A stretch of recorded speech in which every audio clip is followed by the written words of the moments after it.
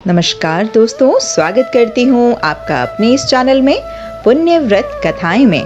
आज हम नवरात्रि के दूसरे दिन माता ब्रह्मचारिणी जी की कथा सुनेंगे, जो कि इस प्रकार है। उससे पहले अगर आपने मेरे चैनल को लाइक, शेयर, सब्सक्राइब नहीं किया है तो प्लीज कर दीजिए और बेल बटन को भी प्लीज प्रेस कर दीजिए ताकि आने वाला कोई भी नोटिफिकेशन मिस ना हो सके। बोलो गणेश भगवान की जय। माँ दुर्गा की नवशक्ति का दूसरा स्वरूप है माता ब्रह्मचारिणी। यहाँ ब्रह्मा का अर्थ तपस्या से है। माँ दुर्गा का यह स्वरूप भक्तों और सिद्धों को अनंत फल देने वाला है। इनकी उपासना से तप, त्याग, वैराग्य, सदाचार और संयम की वृद्धि होती है। ब्रह्मचारिणी जी का अर्थ तप की चारिणी यानी तप का आचरण करने वाली है। देवी का यह रूप पूर्ण ज्योतिर्मय और अनंत भव्य है। इस देवी के दाएं भाग में जप की माला है और हाथ में यह कमंडल धारण किए हुए हैं। पुनर्जन्म में इस देवी ने हिमालय के घर पुत्री रूप में जन्म लिया था और नारद जी के उपदेश से भगवान शंकर को पति रूप में प्राप्त करने के लिए घोर तपस्या की थी। इस कठिन तपस्या के कारण इन्हें तपचारिणी अर्थात ब्रह्मचारिणी के नाम से भी पुकारा जाता है। 1000 वर्ष तक इन्होंने केवल फल फूल खाकर बिताए और 100 वर्षों तक केवल जमीन पर रहकर ही शाक पर निर्वाह किया। कुछ दिनों तक कठिन उपवास रखे और खुले आकाश के नीचे वर्षा और धूप के घोर कष्ट सहे। 3000 वर्षों तक टूटे हुए बिल्व पत्र खाए और भगवान शंकर की आराधना करती रहीं। इनके बाद तो उन्होंने सूखे बिल्व पत्र खाना भी छोड़ दिया। कई हजार वर्षों तक निर्जल और निराहार रहकर तपस्या करती रहीं। पत्तों को खाना छोड़ देने के कारण ही इनका नाम अपर्णा पड़ गया। कठिन तपस्या के कारण देवी का शरीर एकदम क्षीण हो गया। देवता, ऋषि, सिद्धगण, मुनि सभी ने ब्रह्मचारिणी जी की तपस्या को अभिभूतपूर्व पुण्यकृत बताया, सराहना की और कहा कि हे देवी, आज तक किसी ने भी इस तरह की कठोर तपस्या नहीं की है। यह तुम्ही से ही संभव है। तुम्हारी मनोकामना पूर्ण हो और भगवान चंद्रमौली, भगवान शिव तुम्हें पति रूप में प्राप्त होंगे।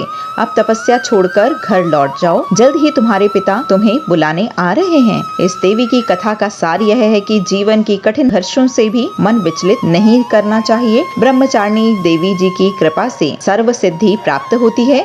दुर्गा पूजा के दूसरे दिन देवी के इसी स्वरूप की आराधना होती है। बोलो माता ब्रह्मचारिणी की जय। जो व्यक्ति भक्ति भाव एवं श्रद्धा से दुर्गा जी की पूजा के दूसरे दिन माँ ब्रह्मचारिणी की पूजा करते हैं, उन्हें सुख, आरोग्य की प्राप्ति होती है और मन प्रसन्न रहता है। उसे किसी भी प्रकार का भय नहीं सताता। सर्वत्र सिद्धि और विजय की प्राप्ति होती है तथा जीवन की अनेक समस्याएं एवं परेशानियों का नाश होता है। माता ब्रह्मचारिणी की पूजन विधि इस प्रकार है। माँ ब्रह्मचारिणी की पूजा में माँ को फूल, अक्षत, रौली, चंदन आदि अर्पित करें। उन्हें दूध, दही, घी, मधु एवं शंकरा से स्नान कराएं और इनके देवी को पिस्तों से बनी मिठाइयों का भोग लगाएं। इसके बाद पान, सुपारी, लौंग अर्पित करें। कहा जाता है कि माँ पूजा करने वाले भक्त जीवन में सदा शांत चित्त और प्रसन्न रहते हैं। उन्हें किसी भी प्रकार का भय नहीं सताता।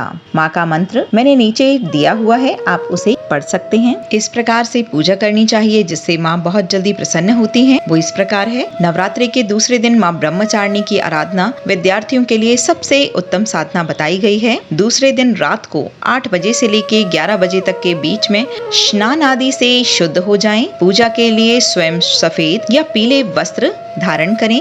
माँ दुर्गा के मंदिर में जाकर या घर के ही पूजा स्थल में माता के सामने पीले कपड़े का छोटा सा आसन बिछाएं और उस पर पीले चावल की ढेरी बनाकर माता के प्रतीक स्वरूप में स्थापित करें एवं एक और गाय के घी का दीपक जलाएं तथा दूसरी तरफ तांबे के एक कलश में भी नारियल स्थापित कर दें। अगर गंगा जल हो तो आसपास थोड़ा सा छिड़क दें। एक कुशा का पीला आसन बिछाकर बैठ जाएं। माँ ब्रह्मचारिणी को सफेद पदार्थ, मिश्री, शक्कर, पंचामृत का भोग लगाना चाहिए। अब विद्यार्थी अपने स्वाधिष्ठान चक्र पर माता की प्रकाश ज्योति का ध्यान करते हुए मन में जो भी कामना हो माँ ब्रह्मचारिणी को उसे पूरा करने के लिए प्रार्थना करें। माँ ब्रह्मचारिणी के इस लघु मंत्र ओम ऐं नमः का जप कम से कम 1100 बार सफेद स्फटिक की माला या फिर तुलसी की माला से जप करें। ये सारी चीजें पूरा करने के बाद मंत्र को 108 बार अवश्य जप करें, जो कि स्क्रीन पे दिखाया जा रहा है। बोलो ब्रह्मचारिणी माता की जय।